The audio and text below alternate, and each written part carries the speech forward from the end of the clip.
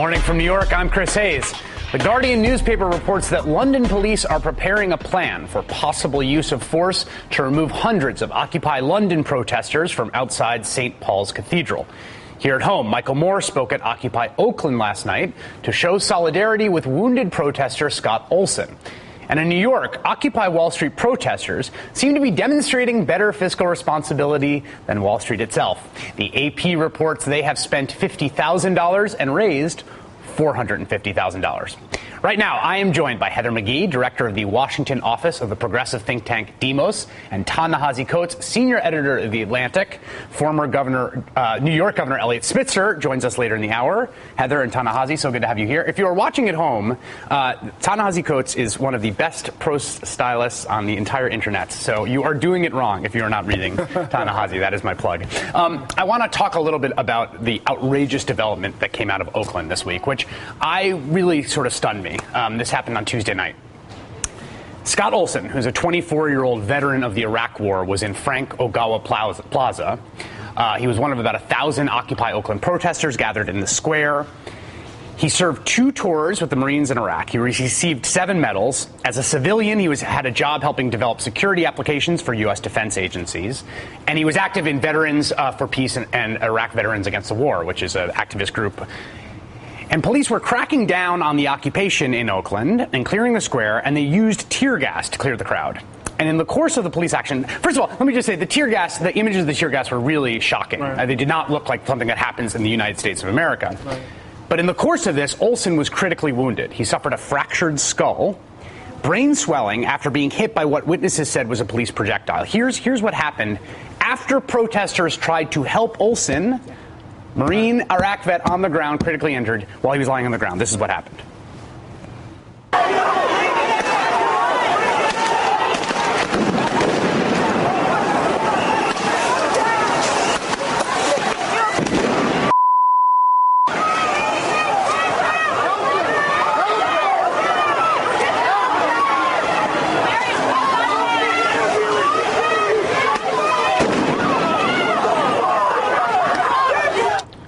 I want to replay that just so that people understand, because it's confusing sort of cell phone videos. So take a look again. You will see a police officer tossing something into a crowd of people who have crowded around Olsen to offer medical assistance to a wounded man lying on the ground, and then it explodes and people are chased off.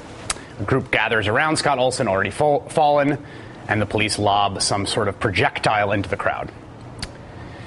Here's Olsen being rushed from the scene to the hospital, where he remains to this day. Oakland says it is investigating what happened. Occupy Oakland has called for a general strike in the city on Wednesday. Protests in other cities have also gotten more tense. 52 protesters were arrested in Atlanta Wednesday. There were evictions and arrests in San Diego and in Nashville. At last count, 2,826 have been arrested in protests. Mayors in Boston, Los Angeles, and Chicago say protesters can't stay on public property indefinitely. And what happened to Scott Olsen prompted vigils in cities from Oakland to New York to London to, and even this Thursday, Cairo's Tahrir Square, where there was a vigil saying, "We are Scott Olsen, don't be afraid." It's really kind of remarkable images. So that's where things stand. And first, I just wanted to get your take from I was in bed on Tuesday night with my iPad, watching the Twitter reaction to what was going on in Oakland, and my initial instinct was, this is maybe overstate, like maybe people are being a little hysterical about what's going on. So then I got up and went to the computer, and I was looking at video that had been posted instantly, and it was really disturbing to see this in a major American city. What were you thinking when you saw it, Heather? Yeah, exactly the same. I mean, it's in a way, I try not to have that reaction, this shouldn't happen in America, right? Because in fact, neither should the kind of Latin American type economic inequality. Right. Neither should the kind of police brutality that happens with alarming regularity in communities of color and low-income communities. So I try not to have that gut reaction first, this shouldn't happen in America. But then you see the video, and particularly sort of the large scale of it. You know, thousands of protesters in the streets, and then a really military-style intervention on the citizens of the citizens and residents of a community that the police are supposed to be serving and protecting. All to do what? To combat gang violence, to combat some sort of, crime ring? No. A peaceful protest was broken up with, what almost looked for a second like it could have been fatal mass violence by the police. But what's interesting about that is I think that maybe there's not such an easy separation between what is actually a major crime ring, or what we're told is a major crime ring, and the tactics that we take to break up that crime ring, and the same sort of tactics that we employ to break up a peaceful protest. The fact of the matter is we've accepted a level of militarization in our cops for a long time now. And so something like this, I had the benefit of being on a long train ride and getting bum rushed by all of this once I got off. But I was totally unsurprised. It is shocking to see it on video. But the fact of the matter is when we've accepted a level of violence, state-sanctioned violence from police for a long time, to expect that it won't then be employed against protesters, I think, is to expect a little too much. Not saying that you're necessarily doing that. But it is the it's true. And result of things. The thing I worry about or think about in terms of the context of the Occupy movement is that there seems like there's these two planes. And I was getting into it with people arguing about this when this was going down. On one, it's a protest of inequality, fundamentally. We are the 99%. On the other level, what has happened with it is that at every point of police repression, essentially, or overreaction, or police violence, the pepper spray incident, right? The corralling 700 people on the Brooklyn Bridge that happened in New York, that has produced a spark that has propelled the movement. And in some ways, the movement needs these clashes as these kind of touchstones of motivation to kind of keep it going forward. And then you worry a little bit about the movement becoming about the police as opposed to the underlying concern. And I kind of, at the same time, though, these clashes with the police are illuminating something, I think, about the nature of where we are as a nation in terms of how we feel about the First Amendment. Well, and also the relationship. I mean, at a fundamental level, something that unites the Tea Party, Occupy Wall Street, the police brutality movement, the anti-police brutality movement, is something about the individual's relationship to the state and what our government is willing to do for us, how human they see us. And so I think that there is something there. I think it makes a lot of sense that we would be moving into this issue of police brutality. Frankly, I think it's great because it also helps diversify the sort of cause of the movement.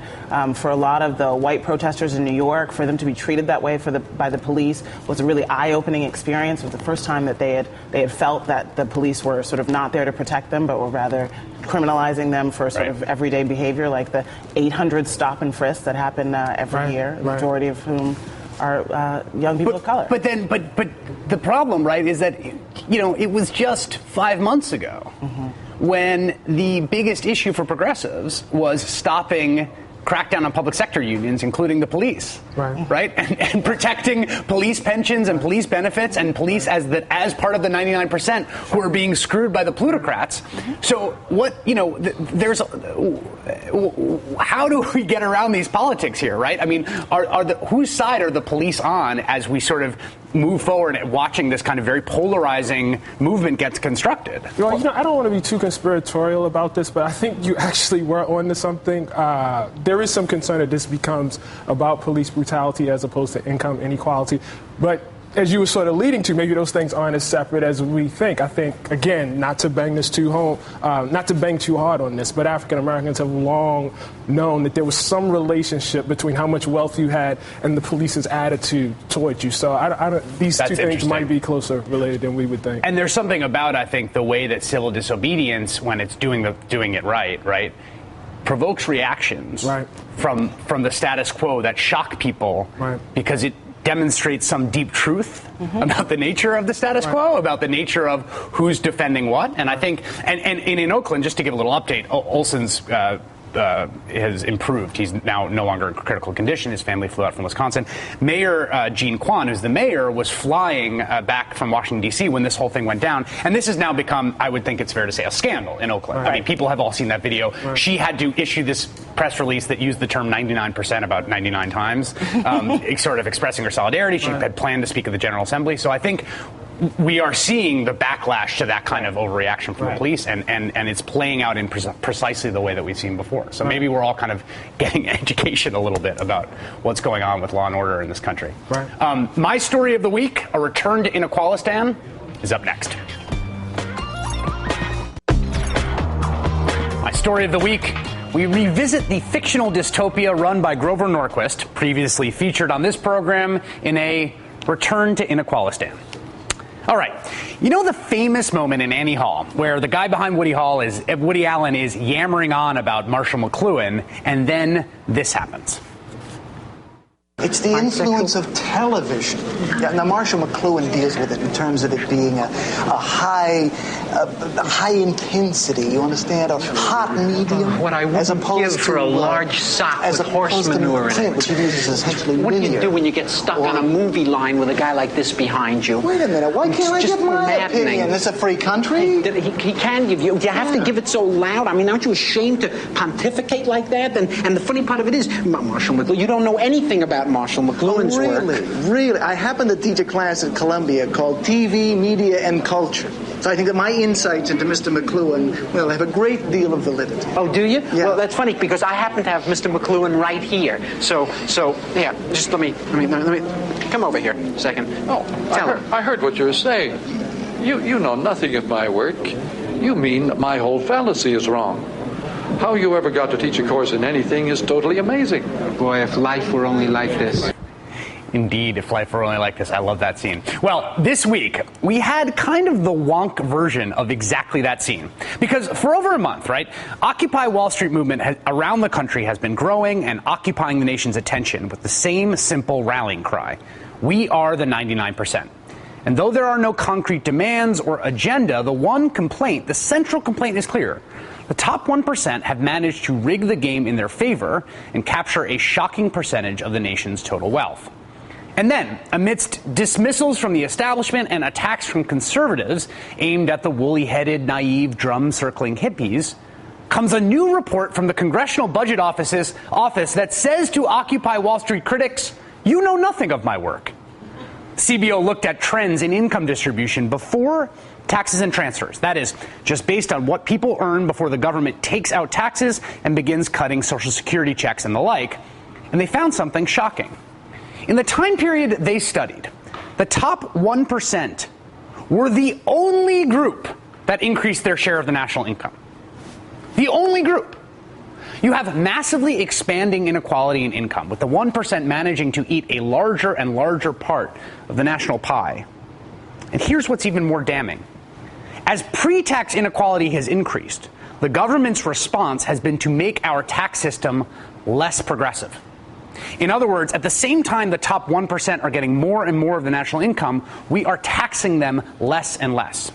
Or as the CBO puts it in its inimitable, understated way, the equalizing effect of transfers and taxes on household income was smaller in 2007 than it had been in 1979. The result is this chart from the CBO study.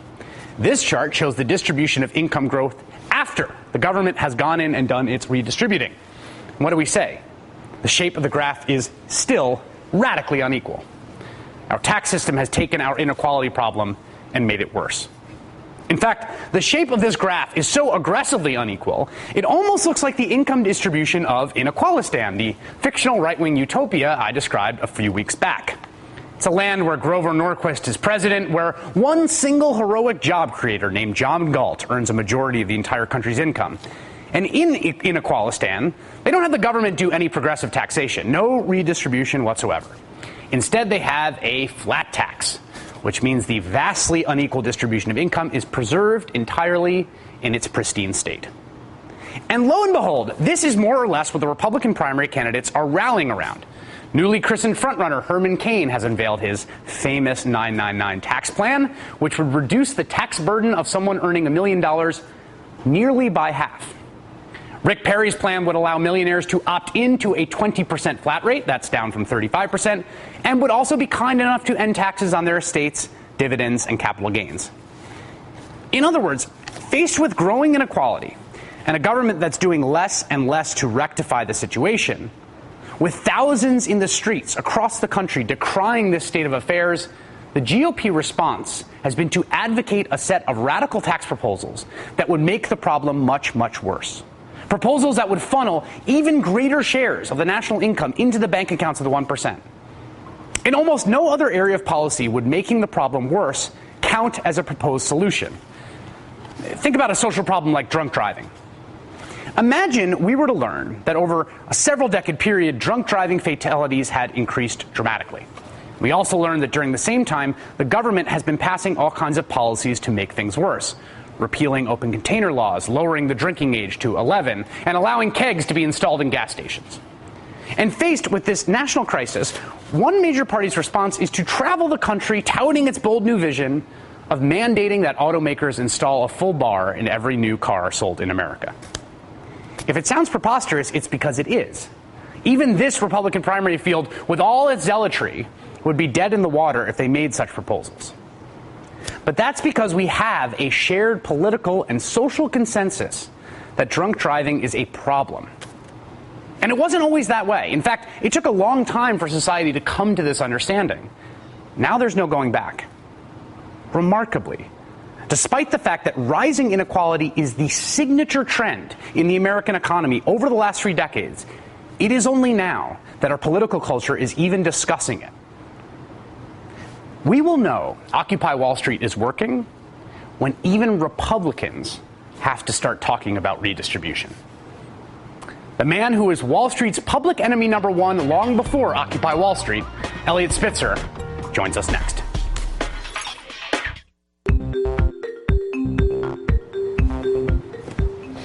Little underdog from Spoon to get us going this morning. Joining us here at the table now, we have former New York Governor Eliot Spitzer, who as Attorney General made more than his share of enemies on Wall Street. The Occupy Wall Street movement has succeeded, I think, in sort of calling people's attention to this sort of inequality we were just talking about. I want to ask you, first off the bat, I'd like to make news, at 7:20 here in the morning. So first off the bat, the guy who has your old job, Andrew Cuomo. That old job. There were two. Right. Eric Schneiderman is we were a big fan of the Eric Schneiderman program on this. Not to take you off your track here, but Eric is doing a spectacular job as AG, especially on Wall Street stuff, yes. On the mortgage issue in particular. But anyway, back to Eric, and we've had Beau Biden. We've had Beau Biden on the program to talk about that stuff. But Andrew Cuomo right now, New York obviously, like all the states, has some real intense fiscal problems. They're trying to close the gap, and there's been strong pressure for something like a millionaire's tax in New York. New York is a pretty unequal place, particularly New York City, one of the most unequal places in the country. A millionaire's tax polls very well, and Cuomo has been very resistant to it. In fact, this is one thing that he said in opposition to it. I think we have the quote here. He was explaining his opposition. He says, "My father was governor of this state. He was against the death penalty. Everyone in the state wanted the death penalty. Everyone. It was near 80%. And he was the governor of the state, and he said he wasn't going to sign it. The point is, the governor isn't a big poll-taking machine. So the fact that everyone wants it, that doesn't mean all that much." What do you think of his opposition to the millionaire's tax and him comparing the moral righteousness of standing up for people on death row standing to millionaires? Hard to fathom how you could try to draw an equivalence on those two issues. First of all, in terms of New York State, they're talking about extending tax obligations to wealthier folks that should have been extended. Andrew Cuomo is absolutely dead, fundamentally wrong about this. And the consequence of his opposition to the sort of rational tax policies that should be put in place is that we are cutting our investments in education, healthcare, infrastructure, the very sorts of investments we need to fund the continued growth of New York City and the rest of the state. So he's wrong on that. He's also wrong because he was trying to evict the Occupy Wall Street folks from a park in Albany. Yeah. It would have happened but for the fact that the mayor of Albany pushed back and said, we won't do this. We won't evict them from the park. And the district attorney up there said, we won't prosecute them. And so I don't know quite what political calculus, and it is a political calculus, is taking him to this point. And I know that from conversations I've had with many people close to him. He's dead wrong. It is simply aberrant, and I'm kind of amazed at it. Well, but isn't the political calculus? I mean, every politician that comes on the show, I literally ask them the same question, which is when we talk about this, I say, look, you're a politician. You have to go hat in hand to these millionaires. Like, let's not fool around. I mean, I know this is what you have to do. And doesn't that play some role? We shouldn't forget that one of the biggest, most vocal supporters of Andrew Cuomo was Ken Langone. Right. Ken Langone. People should go back and check. A man from your past. That's right. But understand what that line is. Explain who Ken Langone is. Ken Langone was one of the individuals who has not only supported Chris Christie, but has been one of the most vocal supporters of that political worldview, and also was there with Dick Grasso at the New York Stock Exchange in terms of the compensation that I thought was aberrant. As a not-for-profit, they paid him $140 million, and when Andrew Cuomo was Attorney General, somehow that case didn't turn out the right way. We had won summary judgment motion after summary judgment motion. I won't get into the interstices of the legal case itself, but put all that aside. Andrew is wrong about what he's doing on tax policy, and wrong to try to evict the Occupy Wall Street people from a state park, and he is rightly being criticized a fair bit for both of those decisions. In the beginning of the Occupy Wall Street, it was, I think there was a sense, I even had the sense it was some kids in sleeping bags and, this wasn't much. And then it has taken on this momentum. And someone like yourself, who is someone who has been quite, I think, prescient about the crimes that were being committed on Wall Street. Prescient is a good thing? Yes, prescient's a good thing. It's too early in the day to use the word. Oh, come on, Mr. Spitzer. Don't play coy with me. You've been quite prescient on this, but you're also, you're a former governor, you're part of the establishment at a certain level. And so I think what happened that's interesting is that you came out and said, look, I support what they're talking about. I think this is a good thing. Well, I've been supportive of it from almost as early as I saw what was going on. Not because, and just so it's clear, not because, and I've made this very clear, there are fringe groups attracted to every social movement. You say, we wish they weren't there. They're aberrant. They're to be disregarded and pushed to the side. But the core of what Occupy Wall Street has done is remarkable. They've succeeded in a way that no politician has succeeded, no editorial board, no columnist, no member of the media has succeeded, I hate to say it, over the last number of years. They've refocused the entire debate. They've managed to say to us as a nation, this is about equality. This is about this tension between the 1% and the middle class, or the 1% and the 99, however you want to quantify it. And look at the presentation you just did. Spectacular. It was great, numbers. Wasn't it? Yeah. It was. I loved it. Because I'm a geeky sort of guy who likes numbers like that. What they have done is say these numbers are real, they're tangible, and now there are events every night saying what is happening to equality, what is our future, what is our social contract. I think it's a spectacular accomplishment. Because you have, I want to get your reaction to this while I have you here. Because you are on the record saying, look, I support what they're talking about. You featured prominently in this ad that was run. Yeah, I was kind of surprised at that, but anyway. Well, so the idea here, right, is that because it has garnered attention and support, and because it's become a threat, there's a predictable backlash. And the backlash came from a very surprising angle. I want to play the ad for people. It's from the Emergency Committee for Israel, I believe. Yeah, ECI is what they call it. ECI, and associated with Bill Kristol and a bunch of those folks, attacking Occupy Wall Street for what it alleges is its anti-Semitic streak. Here's the ad. Political leaders are praising Occupy Wall Street. American people are now occupying Wall Street. Do you support them? Well, I support the message. I think it expresses the frustrations that the American people feel. I'm with them emotionally, viscerally, in my bones. I know they're right. What is happening at the Occupy Wall Street protest? Jews control Wall Street. You're a bum, Jew. The small ethnic Jewish population in this country, they have a firm grip on America's media, finances. You got the money. That's why you're fighting, Jewish man. Hate is not an American value. All right, so there's the ad. What was your reaction to that ad? First, I was amazed and shocked that anybody with the stature of Bill Kristol, and he is a prominent individual. We can disagree with him virtually all the time, as we do, but he's a reasonably prominent individual. He would try to equate Occupy Wall Street with hate and anti-Semitism. It is such a grotesque, aberrant leap of mislogic that I said, why is he doing this? And as I thought about it, I said, well, because those who can't respond to the underlying issue change the topic. It is the oldest game in the book. I wrote a Slate column about it, and I said this is what is hateful is their ad, because their ad tries to conflate two issues which have nothing to do with each other. The Occupy Wall Street issues, which are very real, genuine, have to be thought about. Wherever you come out, you can be Bill Kristol on social issues, or you can be President Obama. These are serious issues that have to be discussed. For him, Bill Kristol, to try to say this is about hate is really demagogic. It is cheap. He should be publicly derided for it. And I think it's offensive and the cheapest form of propaganda. I agree with that largely, and I want to give some props to an unlikely source, which is the Glenn Beck's website, The Blaze. To their great credit, did the due diligence of actually reporting this out, and they went and found the people who were featured in the video, because there are little parts of the video online that are super disturbing. It's people being very anti-Semitic, and you think to yourself, who are? Well, it turns out one of them who's featured is a man who's a homeless man who refers to himself as Jesus, and the guy who plays the starring role is someone who is known on YouTube as Lotion Man. This is just a clip of this guy, just so we're clear about where we stand with him, who's now the star of the Bill Kristol ad. Do we have the Lotion Man? Always be drinking Red Bull. I got wings, okay? Wings. I got wings.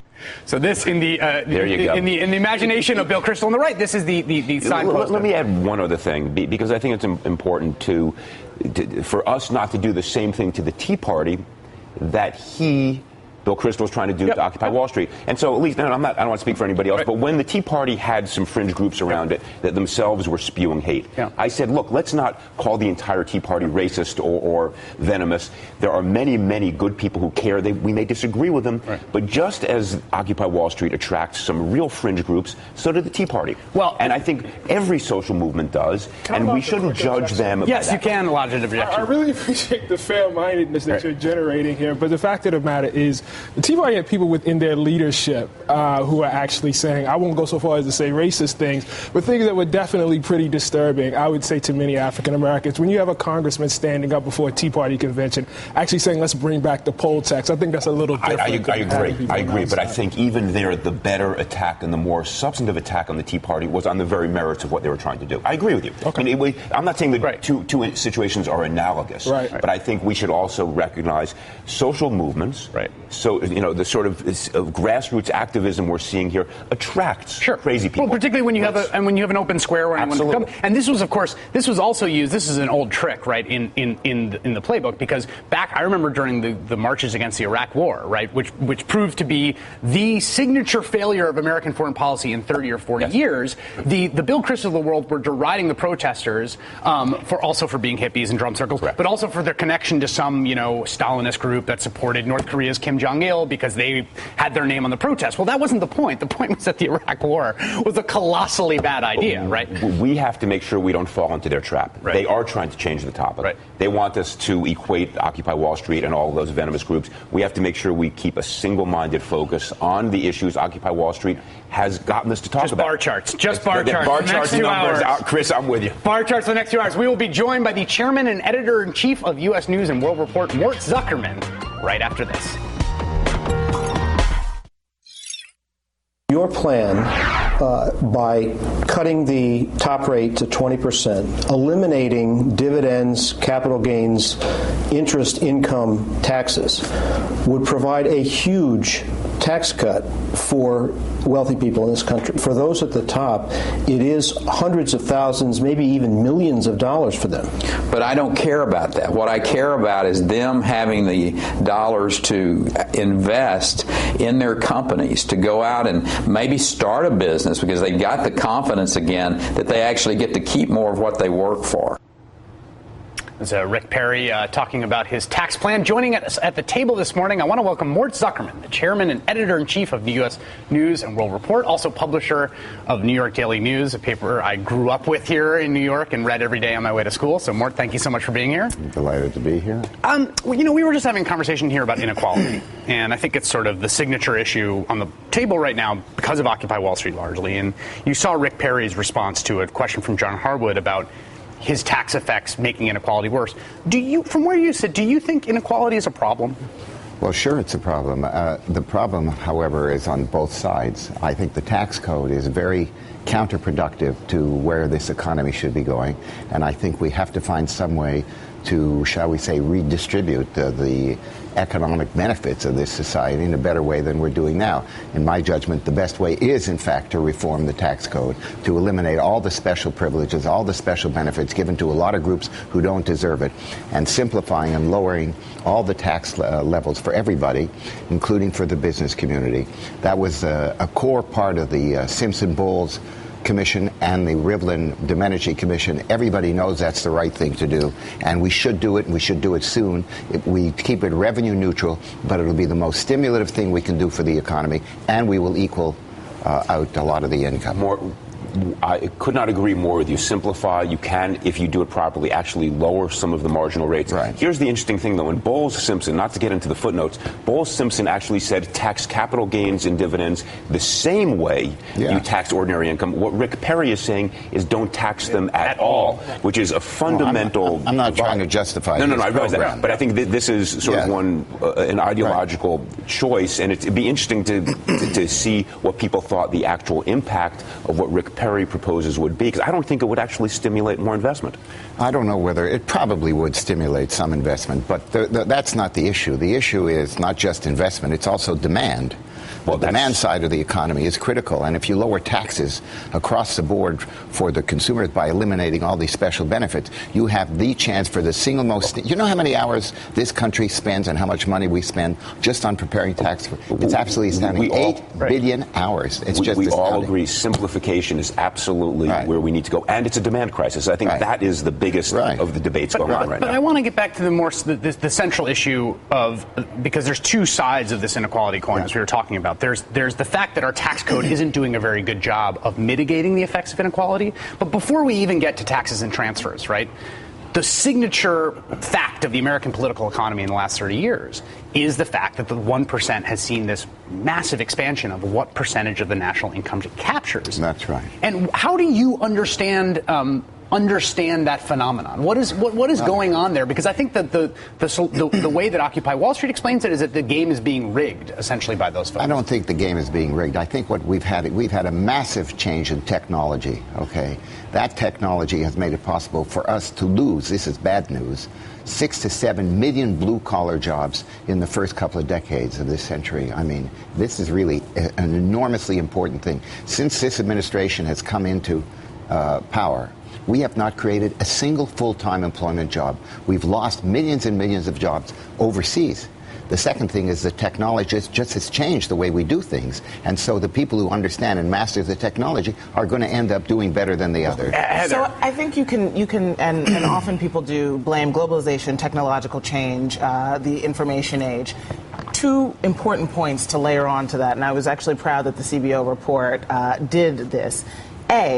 Even with those trends, a functioning society that actually wanted to mitigate those forces would have done certain things. For example, not actually withdrawn so much support for higher education, would have joined the industrialized world in doing early childhood education and care. We've actually pulled back on what we would know would mitigate those trends. And then we also have had a major power shift in this country, a major power shift in our democracy, and a major power shift in terms of the role of organized labor in corporations. Look, if you accept, you're exactly right. If you accept as a premise 2 billion additional people have joined the workforce in the world, driving down the competitive position of labor. As Mort points out, we have seen a technological leap forward that has made our workers more productive, and yet workers have not shared in the uptick as they've gotten more productive every year because of the overseas competition. So the question is then, how do you respond? You got to invest in them and somehow redraw the lines to give them some of the upside. I think it's more than the 2 billion workers. I think a lot of it has to do with the financialization of the economy, and I want to talk about some of that and inequality with Mort Zuckerman, Elliot Spitzer, Heather McGhee, and Ta-Nehisi Coates right after this.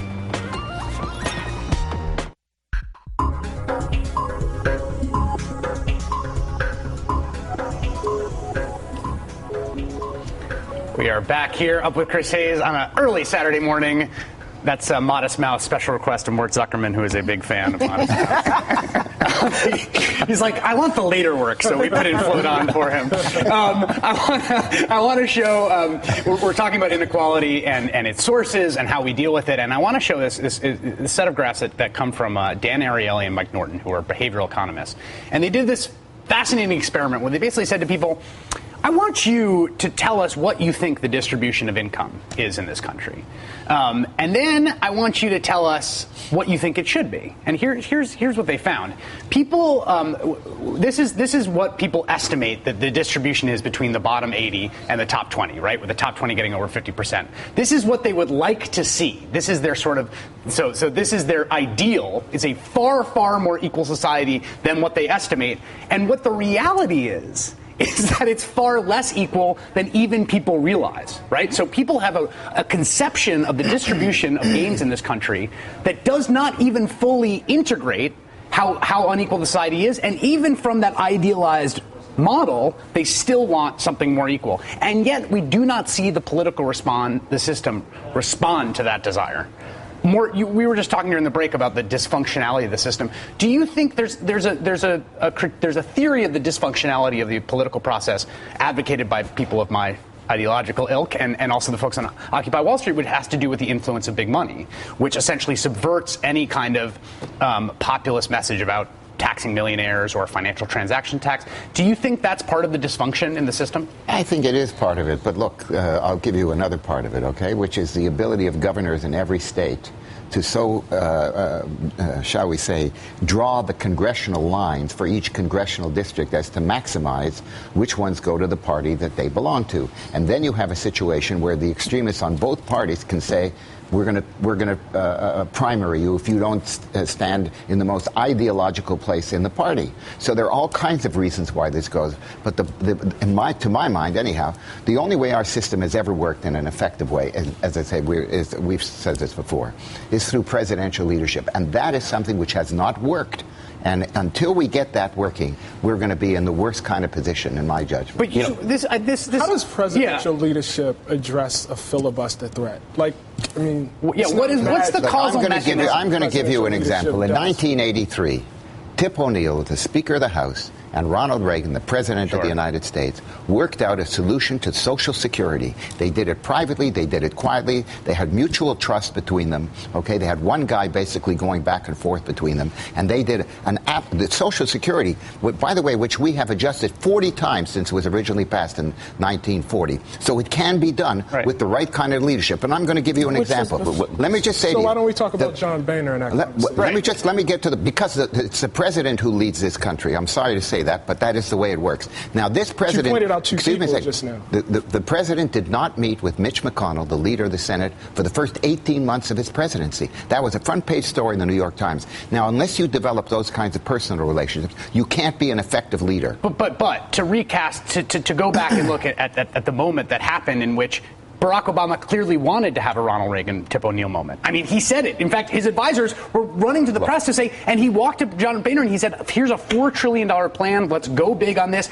And they walked away because, unlike Reagan, who okayed a deficit reduction deal that had 2-to-1 essentially spending cuts to revenue. In fact, he had 1-to-1 in the first one that he negotiated. We have seen every Republican on stage at the debate saying they would walk away from a plan that is 10-to-1 spending cuts to revenue. Can you negotiate with if one side says absolutely 1,000% the signature part of what you want to do, we do not accept as a precondition of negotiations? Well, not that I want to disagree with you, of course, at this time of the day. Please. It's very difficult to do that. But let me give you another example. In my system, as you can tell. Let me give you another example, okay? On the Thursday night when they were in that major debt ceiling crisis, okay, there was a tentative agreement between John Boehner, representing the Republicans, and the president to take $800 billion out of the tax code for all the special privileges and use that to simplify the tax code. That was the preliminary agreement. The next morning, the president comes into the meeting and says, I want another $400 billion, at which point the deal craters. Now, you could pick these things apart. All I can say to you is that there has not been the kind of buildup of mutual trust and confidence. Look, I agree with much of what you're saying, but I think you're pointing the blame exclusively at two sets of people, one the president and second governors. Oddly, gerrymandering isn't worth getting into right now. It is more the legislators themselves who care about the gerrymandering than governors. I can tell you that from personal experience. The legislators care about preserving themselves against primary challenges. Put that aside, but that is critical because that is what moves the parties this way rather than towards the center. And when it comes to the president, I'm with Chris on this. I think the president has made a series of missteps along the way, but having said that, you cannot negotiate with a party that simply refuses to negotiate. The Republican Party has been moving more and more into the grasp of a Tea Party that is so rigid and that has managed to scare the John Boehners of the world. John Boehner would have made a deal. I think Mitch McConnell would have made a deal. But I think that the fringe of the Republican Party has pushed Barack Obama, who, if anything, has been too willing to deal, to the point where even he can't cut that deal. I'm actually going to defend the Tea Party here for a second. The Tea Party voters, the Tea Party base, the majority of them actually want to raise taxes on the wealthy. That's right. So it's not actually the Tea Party. Yeah. It's the, and I think it's an important point because it is an important point. That's right. Even the Republican politicians, because of their dependence on Grover Norquist, the Club for Growth, the ideological sort of straitjacket that they're put in both by their donors and by the Fox News, is actually out of step with not only the American people. We're going to pick this up actually right after this commercial break. We got to go to break. Come back. Mort, I'll get your thoughts on that right after this.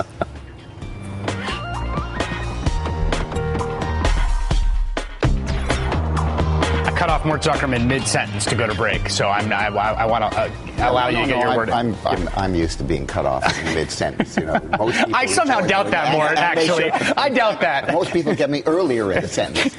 Look, I was going to the issue that we were just talking about. There was a chance, in my judgment, to take a big step forward in terms of something that would have appeared and would have been more or less bipartisan. And that was the Bowles-Simpson Commission and the Rivlin-Domenici. They were both pretty much the same. And the president who said he was going to stand by them did not. It was the one way to give bipartisan cover to a lot of difficult issues. And the reason why the president didn't want to do it is because it involved dealing with Social Security, amongst other things. So I thought it was a big mistake of the president. Let's not forget that Paul Ryan voted against Bowles-Simpson as well. So the actual Republican serving in Congress, who was the big crusader on behalf of Bowles-Simpson. No, but you had Alan Simpson, who was one of the most conservative Republicans out there, actually saying good, smart things on taxes. And Mort and I agree on this one. I think the president, and nobody loves every piece of it, of course, but it would have been a reasonably centrist, smart accommodation to everybody that would have moved things forward. To what problem? Yeah, to what problem? Exactly. We're gonna have Jan Schakowsky, who was on the Bowles-Simpson Commission. I'm glad we're talking about this. You did a great job of teeing up our next segment because Jan Schakowsky, congresswoman from the great state of Illinois, was on the Bowles-Simpson Commission. She is going to join us in our next hour. We're going to talk about the super committee, deficits, Bowles-Simpson. We will get into the footnotes, as Elliot Spitzer said earlier, which we were thinking of as adopting the new motto for Up with Chris Hayes. And what you haven't heard, the only thing you haven't heard about the new Herman Cain ad, all of that is coming up right after this.